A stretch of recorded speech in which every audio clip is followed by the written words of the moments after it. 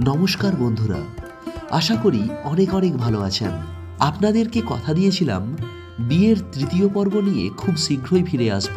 কিছু ব্যস্ততা এবং অন্যান্য কিছু কারণের জন্য তৃতীয় পর্বটি আপলোড করতে প্রায় 4 মাস সময় লেগে গেল। এর জন্য আন্তরিকভাবে আমরা আপনাদের কাছে ক্ষমা প্রার্থী।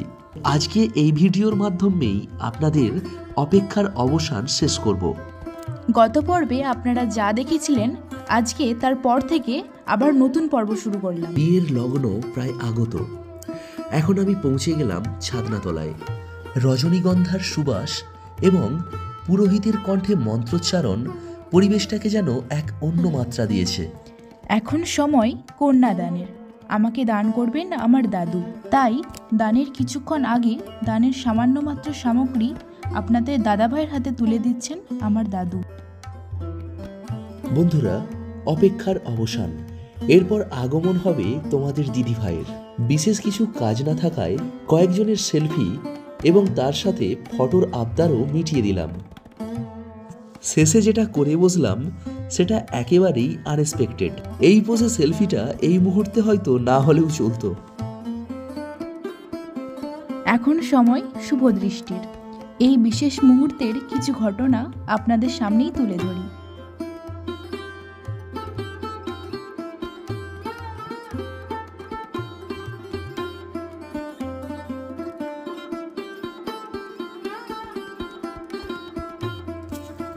এবার সময় মালা বদলের।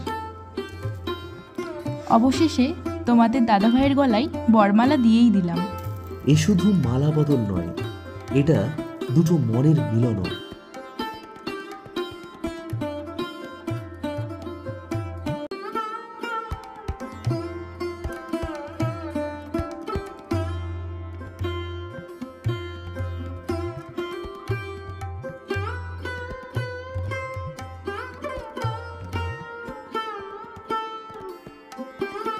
মালা বদল সম্পন্ন হলো।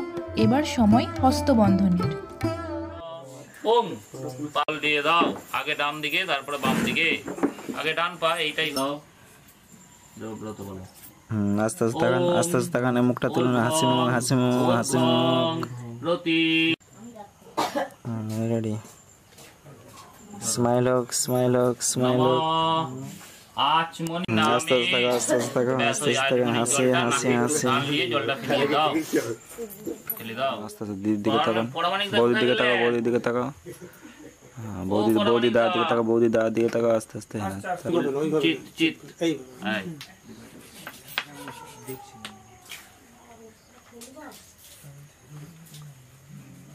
তোমার ডান হাত দাও। রাত তখন প্রায় 2:30টা। ঘুমে তো আমার চোখ বন্ধ হয়ে আসার জোগাড়। অবশ্য তোমাদের দিদিভাইকে যে ঘুম পায়নি তা নয়, ওকে ঘুম ভাঙিয়ে আনার জন্য রীতিমতো বেগ পেতে হয়েছে ওর বাড়ির লোকেদেরই। আপনারাই বলুন, ঘুম তো পাবারই কথা, কিন্তু কি আর করা যাবে, নিজের বিয়ে বলে কথা, তাই না? এখন সময় হয়েছে বন্ধুরা হস্তবন্ধনে আবদ্ধ হওয়ার। পুরোহিত মশাই আমার এবং তোমাদের দিদিভাইয়ের হাতকে শক্ত বন্ধনে আবদ্ধ করছেন। এর পরের অনুষ্ঠান কন্যাদান। আজকে তোমাদের দিদিভাইকে কন্যাদান করবেন আমাদের দাদু। এই রাত্রি 3টাতে কন্যাদান করবেন বলে দাদু আজকে সকাল থেকে উপবাস করে রয়েছেন। তাহলে এই বয়সে ওনাকে ম্যান অফ দ্য ম্যাচ না করে কি আর পারা যায়? বাট ট্রফি কিন্তু এখন থেকে আমার। বন্ধুরা, শুধুমাত্র বিয়ে করতে আসিনি, ট্রফিও জিততে এসেছি।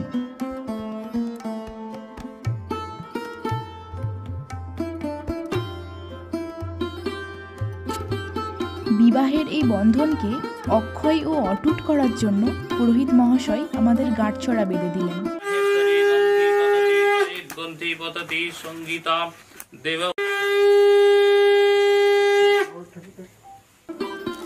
গাঁটছড়া বাঁধা হয়ে গেলে পুরোহিত মশাই নির্দেশ দিলেন এবার যজ্ঞ হবে।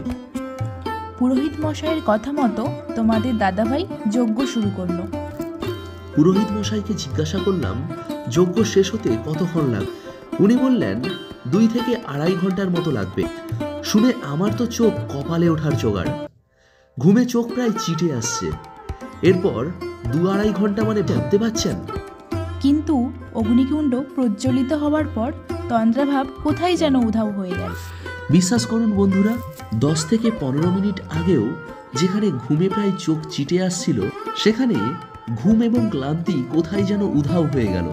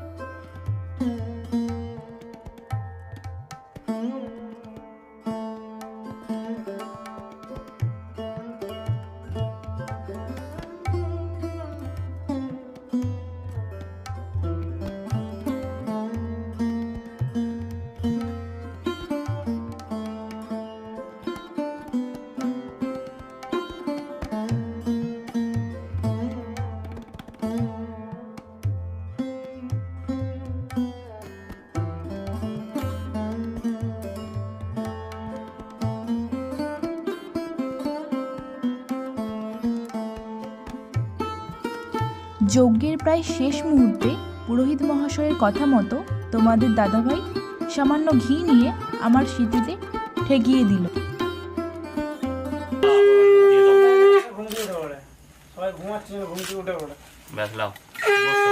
বৌদি এবার তুলো, আর উপরে তুলো। হ্যাঁ দাদা এবার তুলুন। যজ্ঞ প্রায় সমাপ্ত। এখন সময় সিঁদুরদানের। তাই সিঁদুরদানের ঠিক আগে ক্যামেরাম্যানের কথা মতো কিছু পোজ হয়ে যাক।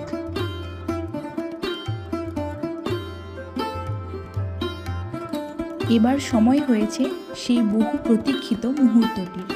আজ এই মুহূর্তে আমাদের 4 বছরের ভালোবাসা পূর্ণতা পেতে চলেছে।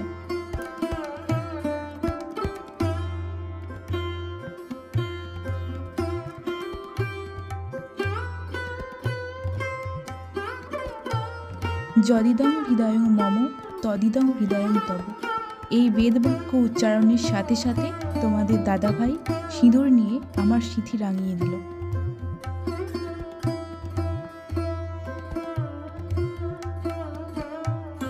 শুধু ভালোবাসলে হয় না, ভালোবাসাকে পূর্ণতা দিতেও জানতে হয়। এভাবেই পূর্ণতা পাক প্রত্যেকের ভালোবাসা।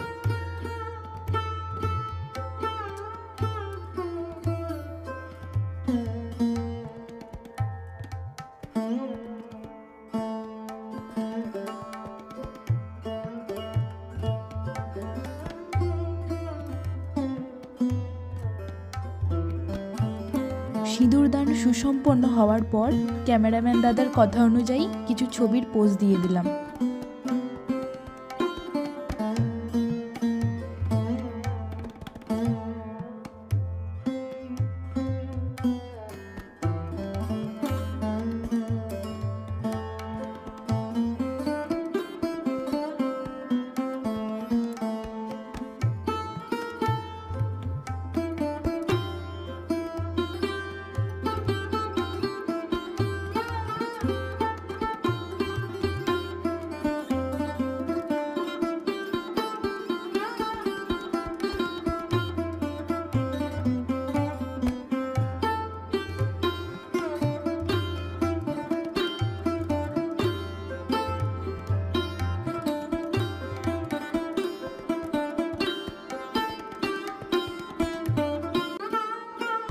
বিবাহের অনুষ্ঠান প্রায় শেষ।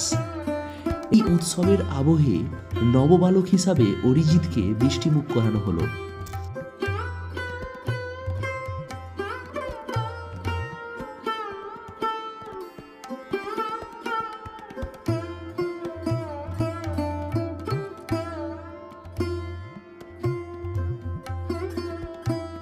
বিবাহের অনুষ্ঠান সম্পন্ন।